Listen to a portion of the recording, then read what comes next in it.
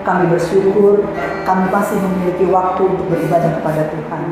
Biarlah dengan waktu yang kami miliki ini, kami mau pakai hidup kami untuk duduk diam di hadirat-Mu. Kami mau belajar menaikkan pujian yang terbaik bagi Engkau, dan kami mau belajar akan kebenaran firman-Mu.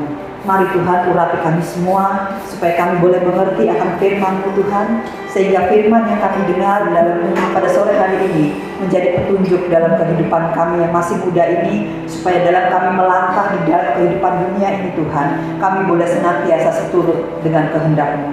Terima kasih Bapa, urapi kami semua Tuhan. Biarlah firman-Mu yang akan kami sampaikan ini menjadi berkat dan penuntun di dalam kehidupan kami. Segala puji, hormat, dan syukur kami naikkan hanya di dalam nama Tuhan Yesus Kristus. Kami sambut firman Allah yang hidup. Haleluya. Amin. Silakan duduk. Shalom. Halo. Puji Tuhan ya. Apa kabarnya? Ya, luar biasa. Semuanya sehat, semuanya diberkati oleh Tuhan. Amin. Sore hari ini kembali kita akan belajar bersama-sama akan kebenaran firman Tuhan. Kita akan sama-sama membuka langsung saja di dalam Kolose pasal 2.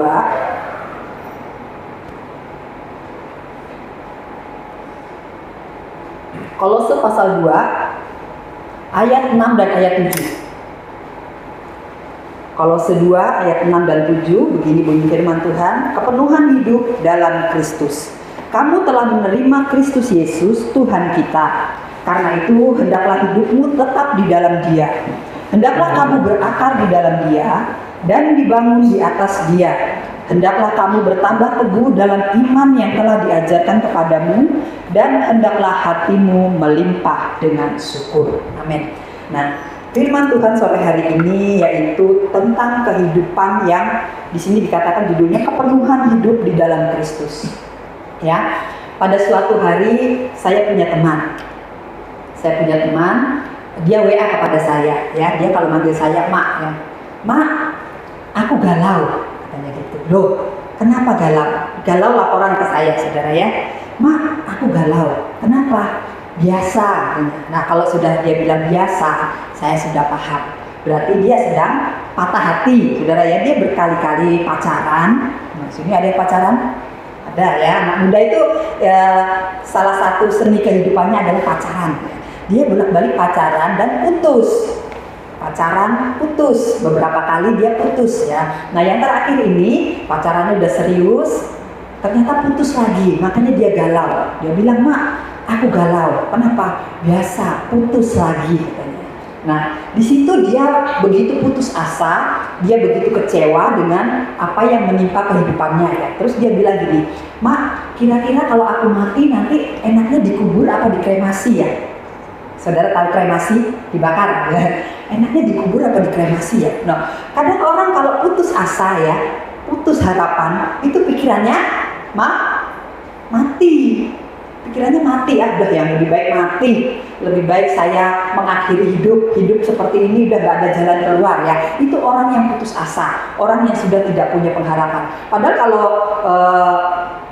tahu kehidupan setelah kematian, nah itu masih ada kehidupan yang harus kita pertanggungjawabkan. Lalu saya bilang gini, emang kamu udah siap kalau kamu mati?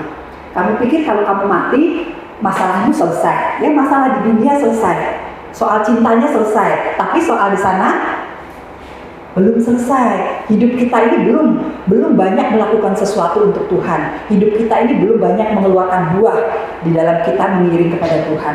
Nah, di sini ya kita akan belajar tentang firman Tuhan, yaitu di ayat 7 dikatakan, hendaklah kamu berakar di dalam Dia dan dibangun di atas Dia. Nah, kita akan lihat kehidupan seperti apa yang bisa dikatakan penuh di dalam Tuhan. Yang pertama adalah kehidupan yang berakar di dalam Dia.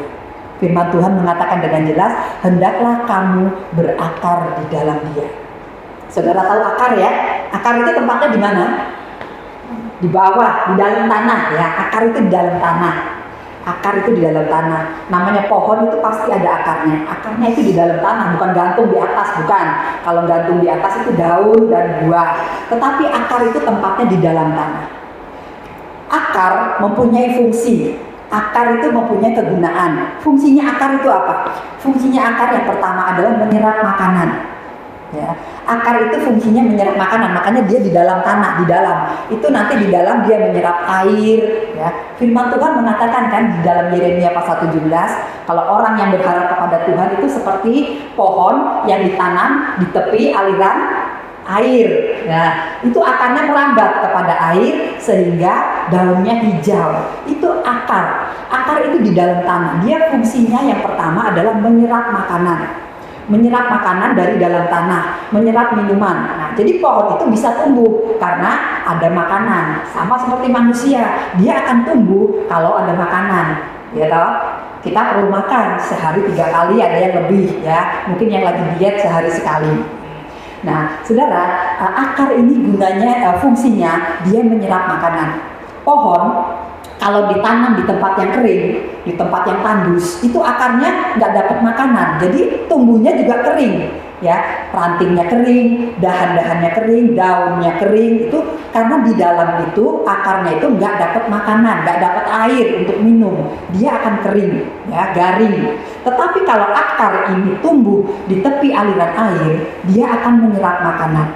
Nah, kenapa dia menyerap makanan? Karena pohon tersebut butuh makan, ya, untuk tumbuh butuh makanan. Pohon itu kalau kita nanam pohon mangga atau pohon apa saja ya, itu kan harus dirawat, dikasih pupuk, gitu, disiram kalau musim kemarau. Kalau musim hujan mungkin dengan sendirinya dia akan mendapatkan air dari hujan. Nah, di sini akar ini menyerap makanan. Sama seperti hidup kita.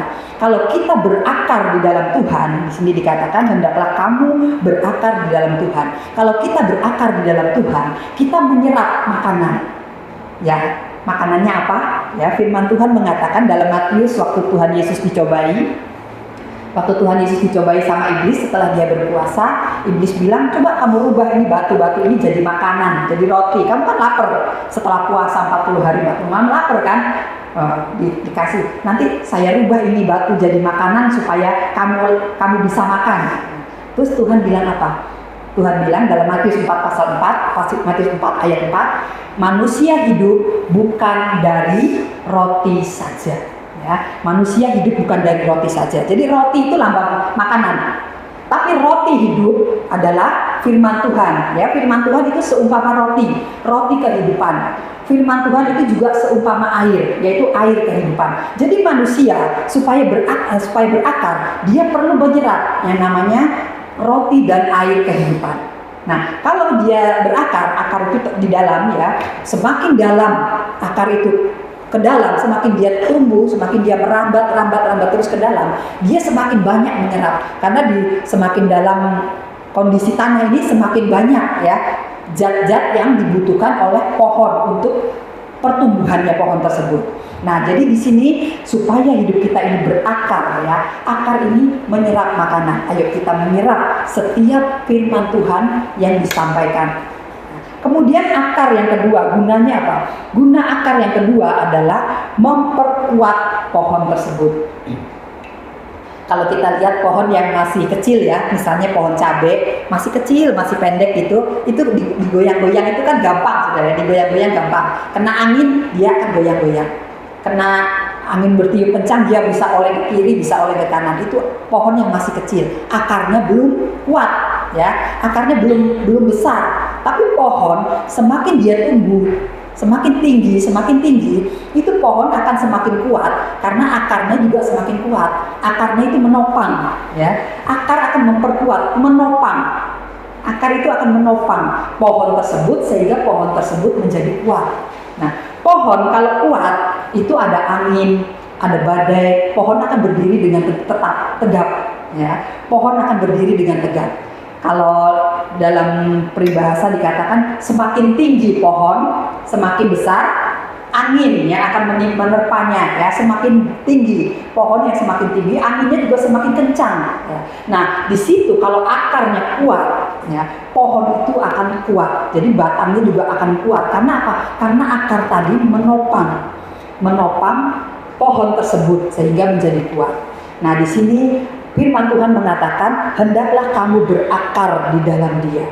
Kalau kita berakar di dalam Tuhan, hidup kita ini akan kuat, nggak gampang galau kayak teman saya tadi, ya, nggak gampang galau. Apapun yang menimpa kehidupan kita, ya, mungkin untuk anak-anak muda seusia kalian, persoalannya apa sih? Persoalan asmara, ya toh, persoalan mungkin pelajaran sekolah, persoalan pertemanan, ya, persahabatan, itu mungkin ada salah paham dengan sahabat, itu pasti ada. Nah, di situ kalau akarnya kuat, kalau kita berakar di dalam Tuhan, itu persoalan-persoalan itu akan mudah kita atasi. Karena apa? Karena ada makanan yang menopang, ada makanan yang kita serap yang menopang kehidupan kita sehingga kita kuat. Nah, di sini kita mau belajar seperti yang dikatakan oleh firman Tuhan, hendaklah kamu berakar di dalam Dia. Ya, mari kita belajar untuk menyerap setiap kebenaran firman Tuhan. Saudara belajar firman Tuhan mungkin saat ibadah di seperti ini, saat ibadah hari Minggu, mungkin saat PA, itu kebenaran firman Tuhan itu seperti makanan, ya, seperti kita makan. Nah, itu harus diserap sebagai nutrisi kehidupan kita. Ya, tubuh kita itu perlu, bukan hanya makanan jasmani, tapi makanan rohani. Kerohanian kita itu harus diisi dengan makanan. Kemudian dilanjutkan dalam ayat ini dikatakan, dan dibangun di atas Dia. Setelah berakar, pohon tadi tumbuh. Nah, tumbuh ini sama dengan dibangun. Ada satu bangunan, dibangun di atas Dia, dibangun, ya. Saudara kalau melihat bangunan, misalnya membangun rumah itu kan pertama bawahnya dulu, pondasinya dulu, ya. Pondasinya kuat, barulah bangunannya didirikan. Nah, kalau sudah ada pondasi yang kuat, itu bangunan juga pasti akan kuat. Seperti tadi, akarnya kuat, pohonnya juga pasti akan kuat. Tapi kalau pondasinya lemah, akarnya nggak sampai ke dalam, pendek, itu nanti bangunannya juga nggak akan kuat. Nah, di sini kita akan belajar dari pohon, ya. Pohon tadi, pohon itu ada bagian-bagian dari pohon. Ada daun, ada bunga, ada buah. Nah, tetapi yang seringkali diharapkan dari sebuah pohon, ya, itu adalah buahnya, ya toh. Kalau nanam mangga yang diharap-harap itu kan buahnya, buah mangga. Kalau nanam pepaya yang diharap juga buah pepaya. Tetapi pohon ini sebetulnya dia punya bagian-bagian lain yang bisa digunakan. Misalnya pohon pisang. Pohon pisang itu bukan cuma pisangnya, ya, yang diambil, tapi juga daunnya, ya toh. Daun pisang kan berguna buat bungkus, buat mungkin yang perlu masakan, yang masakannya dipepes gitu, dibungkus daun, itu menggunakan daun pisang. Kemudian daun apa lagi? Daun kelapa, pohon kelapa, ya, pohon kelapa. Itu pohon kelapa juga berguna, berfungsi selain buah kelapanya. Dia janurnya kepake, kemudian apa lagi? Pelepahnya kepake, ya. Itu pohon kelapa. Kemudian ada lagi pohon pepaya. Bukan hanya buah pepaya yang kita dapat, kita juga bisa pakai daun pepaya, ya. Ada yang doyan daun pepaya?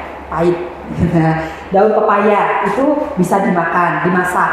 Kemudian bunga pepaya juga bisa dimasak, dijadikan lauk pauk. Nah, di sini pohon bukan hanya sebagai penghasil buah, tapi dia juga berguna daunnya, bunganya, dan buahnya. Jadi sebuah pohon, dia akan tumbuh dengan kuat kalau dia dibangun, yaitu akarnya kuat, ya, dibangun di atas Dia. Hidup kita sebagai pohon itu kita harus dibangun di atas dasar yang kuat. Dasar kehidupan kita adalah firman Tuhan. Dasar kehidupan kita adalah Roh Kudus. Itu akan membuat hidup kita ini kuat, nggak gampang galau seperti teman saya tadi, ya, nggak gampang galau. Karena persoalan di dalam kehidupan ini sangat banyak. Orang-orang nggak mungkin hidup semakin lama, ya. Kalian sekarang umurnya belasan, semakin lama apakah semakin kecil? Nggak kan? Semakin lama semakin besar, semakin dewasa, dan semakin tua. Dan selama perjalanan hidup itu akan menghadapi berbagai macam persoalan. Nah, di sini kalau kita hidup tumbuh, ya, dibangun di dalam Dia, dibangun di atas dasar kebenaran firman Tuhan, kita akan kuat, bertumbuh, ya. Ada pertumbuhan, ada daun, ada bunga, ada buah yang dihasilkan. Pohon kalau nggak ada Kalau nggak ada hasilnya, seseorang menanam pohon, kemudian pohon itu kering, nggak ada hasilnya. Ya, firman Tuhan juga mengatakan kalau pohon itu kering, nggak ada hasilnya, akan ditebang dan dibuang ke dalam api. Jadi pohon yang tidak ada hasilnya itu menjadi satu pohon yang sia-sia. Demikian juga hidup kita ya. Kalau hidup kita tidak memiliki hasil, nggak ada buahnya, itu merupakan satu hidup yang sia-sia. Kayaknya percuma kita hidup kalau nggak menghasilkan apa-apa. Rugi ya, rugi. Hidup itu harus menghasilkan buah Roh Kudus, buah kebenaran, buah pertobatan. Buah itu banyak ya. Buah banyak, dan buah itu bisa dinikmati pertama oleh diri kita sendiri, oleh sekitar kita, oleh orang-orang di lingkungan kita. Itu buah yang bisa dinikmati. Nah, jadi marilah kita belajar untuk berakar di dalam Dia, kemudian dibangun di dalam Dia. Lalu hendaklah kamu bertambah teguh dalam iman yang telah diajarkan kepadamu. Nah, kalau seseorang hidupnya sudah berakar dan dibangun di dalam Tuhan, maka otomatis dia akan bertambah teguh. Ya, bertambah teguh. Orang bisa bertambah teguh di dalam iman, ya, iman yang diajarkan. Kita banyak menerima pengajaran iman. Orang akan bertambah teguh dalam pengajaran iman akan apabila hidupnya tadi kembali kepada yang awal, berakar. Dari akar itu dia akan menutrisi dirinya dengan kebenaran firman Tuhan. Semakin banyak kita belajar, semakin banyak kita makan, itu akan semakin banyak ya nutrisi yang kita dapatkan untuk kehidupan kita. Dia akan semakin teguh dalam iman yang diajarkan. Banyak kali kita belajar tentang kebenaran firman Tuhan, belajar tentang segala sesuatu, ya, belajar dalam kehidupan kita ini melalui kebenaran firman Tuhan. Tetapi apakah itu sudah membuat kehidupan iman kita ini semakin teguh? Banyak orang yang belajar hanya sekedar belajar, ya, baca firman, yang penting baca, ibadah, yang penting ibadah, dengar firman, yang penting mendengarkan, tetapi tidak menangkap, tidak mendapatkan sesuatu dari apa yang dia dengarkan. Nah, di situ imannya tidak akan bertambah teguh. Imannya akan lemah, ya, akan lemah. Kenapa? Karena firman yang didengar itu hanya seperti angin lewat. Ya, pokoknya dengar, seperti kan aku dengar. Tapi mari kita mau belajar ya, bukan hanya kitab sekedar mendengar, tapi firman Tuhan disampaikan membuat kehidupan kita ini, iman kita ini semakin hari semakin teguh. Dan hendaklah hatimu melimpah dengan syukur. Jadi hendaklah hati kita ini melimpah dengan syukur. Kepenuhan hidup di dalam Kristus bukan hanya kita tumbuh kuat dan berakar, tapi juga kita mau belajar memiliki hati yang melimpah dengan syukur. Ya, bersyukur itu gampang atau susah? Gampang kalau kita diberkati, ya dong. Gampang kalau pas dapat sangu.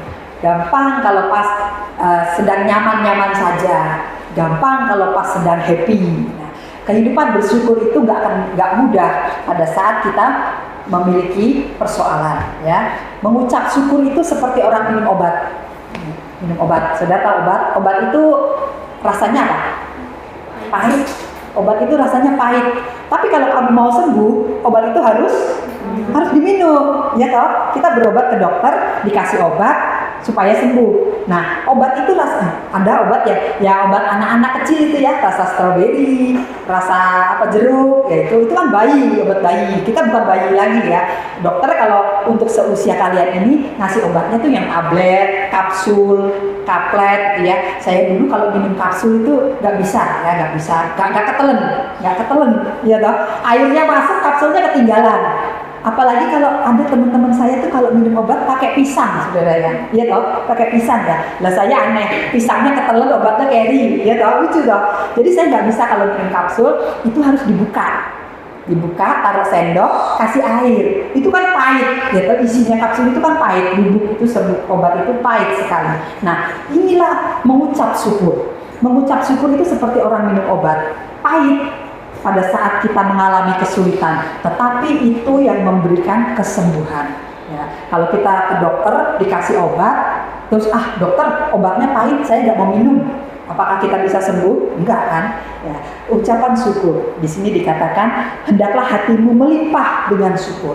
saat kita mengucap syukur, kita seperti minum obat, menyembuhkan penyakit yang ada di dalam tubuh kita. Jadi kita mau belajar ya, kita mau belajar mengucap syukur dalam segala perkara. Jadi kita biar sore hari ini kita mau sama-sama belajar. Hendaklah kamu berakar di dalam Dia, dibangun di atas Dia. Hendaklah kamu bertambah teguh dalam iman yang telah diajarkan kepadamu, dan hendaklah hatimu melimpah dengan syukur. Bukan hanya sekedar kita belajar, yang penting kita belajarlah, yang penting kita ibadahlah, yang penting kita mendengarkan firman, yang penting saya pelayanan, saya sudah bisa jadi WL, saya sudah bisa jadi singer, sudah nggak apa-apa. Tapi mari kita mau tingkatkan ya, kita mau tingkatkan kehidupan kita, kerohanian kita dengan kita berakar di dalam Tuhan. Berakar, bukan cuma sekedar nempel ya, sekedar nempel. Pohon itu kalau baru ditanam itu seperti cuma nempel tok di tanah ya, dia belum berakar. Kalau dicabut gampang, ditarik gitu aja pasti gampang. Nah, inilah kehidupan manusia kalau tidak berakar di dalam Tuhan. Seperti teman saya tadi, dia tidak berakar di dalam Tuhan. Dia anak Tuhan ya, anak Tuhan, sampai dia punya pikiran nanti kalau saya mati enaknya dikubur apa dikremasi ya kan? Sudah pikirannya sudah buntu ya. Harapannya sudah buntu. Di situ dia tidak berakar di dalam Tuhan. Dia mendengarkan firman Tuhan, tetapi firman itu tidak membuat dia berakar, tidak mendalam. Akarnya itu tidak mendalam. Akarnya itu hanya nempel di tanah. Jadi pada saat kesulitan datang, itu mudah dicabut, ditarik dikit aja langsung copot itu pohon, langsung tercabut dari tanah. Ya, itu yang tidak akar, yang tidak menempel, yang tidak masuk ke dalam tanah, tapi cuma menempel di tanah. Jadi mari kita belajar sama-sama melalui kebenaran firman Allah sore hari ini. Kita mau berakar di dalam Tuhan, kita mau dibangun kuat di dalam Tuhan. Dibangun ya, namanya bangun itu bertumbuh. Pohon itu akan bertumbuh. Pohon nggak segini terus ya, dari ditanam sampai setengah ini nggak akan berhenti, dia akan terus bertumbuh sampai menghasilkan buah. Dan kita akan memiliki iman yang teguh di dalam Tuhan, iman yang teguh, iman yang kuat menghadapi keadaan dunia, menghadapi pergaulan. Saat ini pergaulan begitu menakutkan ya, pergaulan anak-anak muda.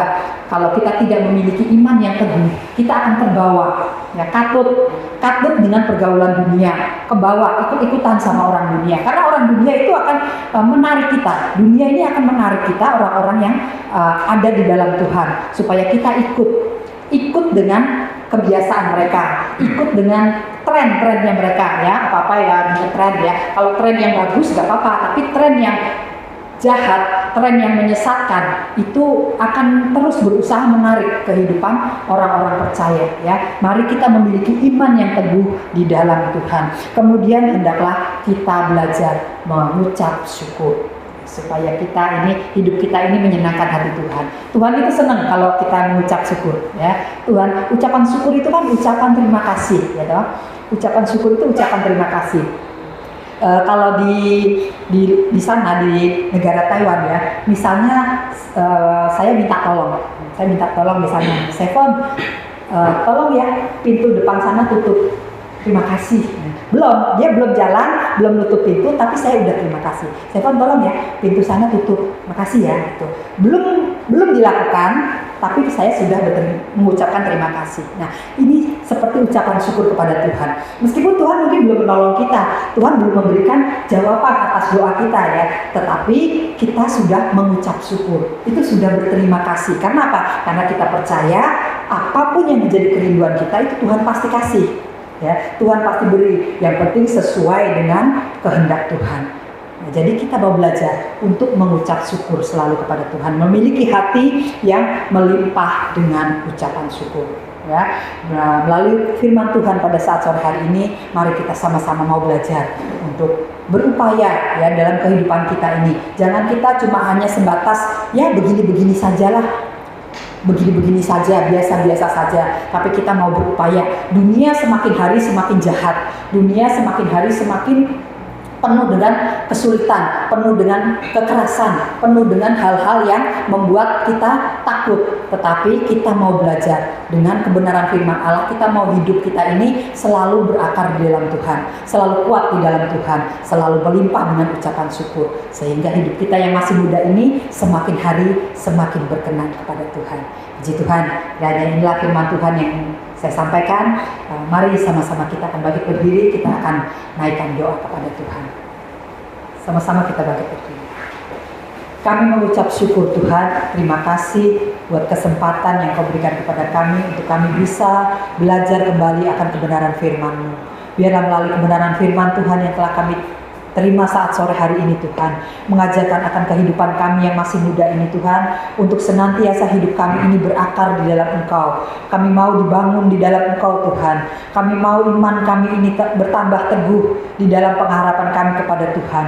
Kami juga mau Tuhan untuk senantiasa memiliki hati yang melimpah dengan ucapan syukur, sehingga hidup kami yang masih muda ini senantiasa menyenangkan hati Tuhan. Kami mampu untuk menjadi berkat dimanapun kami berada. Kami mampu untuk menjadi teladan Tuhan, menjadi terang-Mu Tuhan, menyampaikan kabar baik dimanapun kami berada.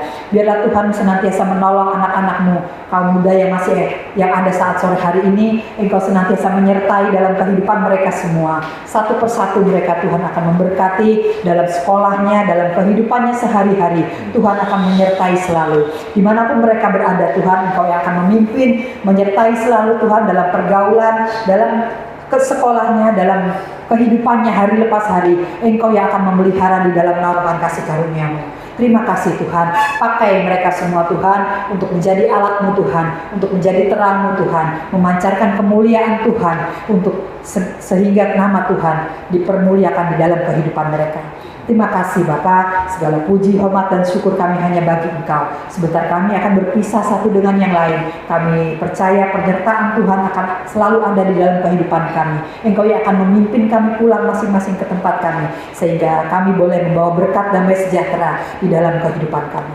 Terima kasih Bapa, segala puji, hormat, doa kami ini hanya kami naikkan di dalam nama Tuhan Yesus Kristus. Haleluya. Amin. Terima kasih. Terima